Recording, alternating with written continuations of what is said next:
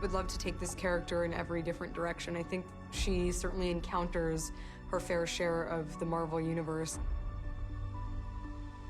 It's nice to be able to play a superheroine who has a past. You know, she obviously has been around for over, 40 years.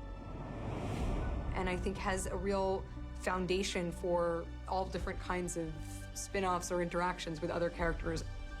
I think that the possibilities are really endless.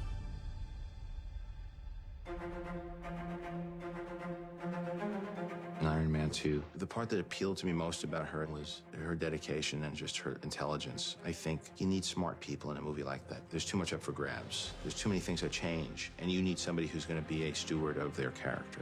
Cordon off all access to the track and clear the airspace from here to Nice.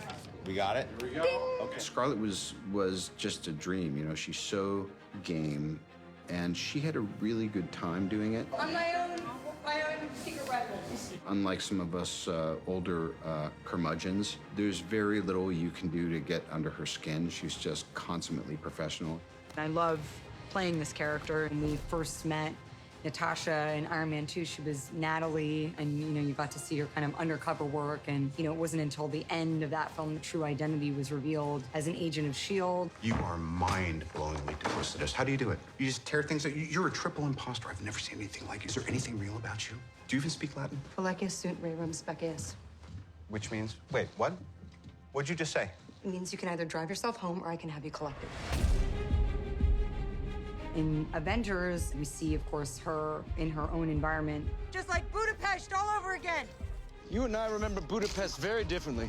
We get to see a little bit more of who she is, a little bit of her history, of her kind of shady past. I got red in my ledger. I'd like to wipe it out. Can you wipe out that much red? Dreykov's daughter, Sao Paulo, the hospital fire. Your ledger is dripping. It's gushing red. You pretend to be separate, to have your own code. Something that makes up for the horrors. But they are part of you, and they will never go away. With the second cap, the character starts to question her own identity, question her own choices. I thought I knew whose lies I was telling, but I guess I can't tell the difference anymore. She's an isolated character. Cap doesn't know whether he can trust her or not, so she is not part of the family per se because she's never been taught to rely on anyone other than herself, and she has a view of the world that is skeptical and cynical, and her and Cap grow over the course of that movie, and he teaches her trust.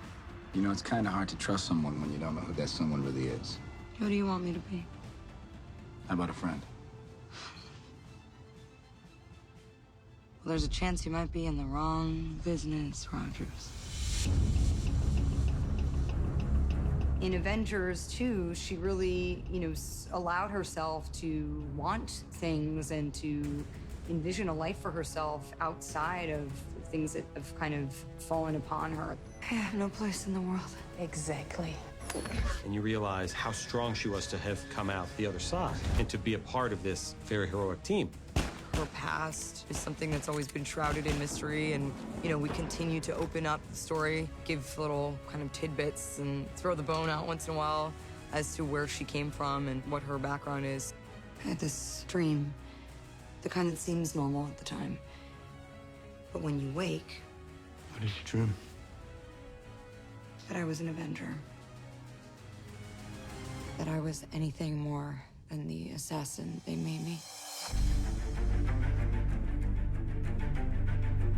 In Civil War, she starts to realize that the Avengers are her family. And she makes a choice to try to preserve the family. We have made some very public mistakes. We need to win their trust back. That's what makes this character really heroic, is that she's kind of dug her heels in and said, look, I could kind of go down this road, which would be the more desirable road personally, and disappear and live off the map, but she chooses this kind of greater calling. Just because it's the path of least resistance doesn't mean it's the wrong path. Staying together is more important than how we stay together.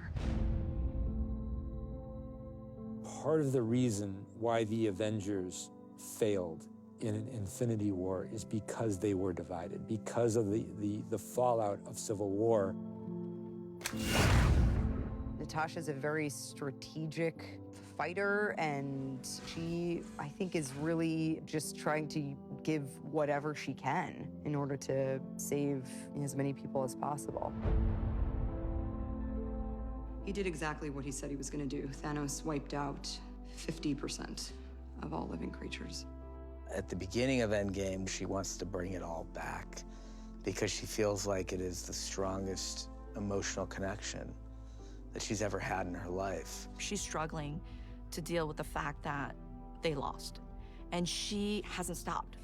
5 years later, she's still fighting to figure out how to fix this problem, and she hasn't let go. She has to do everything in her power to undo what Thanos did. She's presented with a choice, which is to give her own life to bring everyone else back, and she does it, which is the single most heroic moment in the history of the Marvel Universe. It's okay.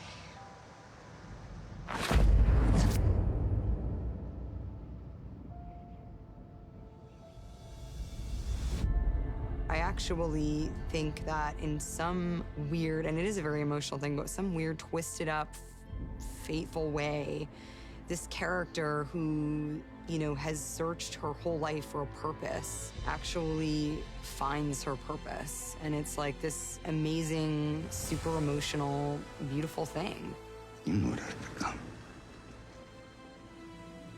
I don't judge people on their worst mistakes. Maybe you should. You didn't. I feel very fortunate. It's been an incredible gift as an actor to be able to come back to a character that's as complex as Natasha. I think there's kind of a lot to explore there, and that is so exciting.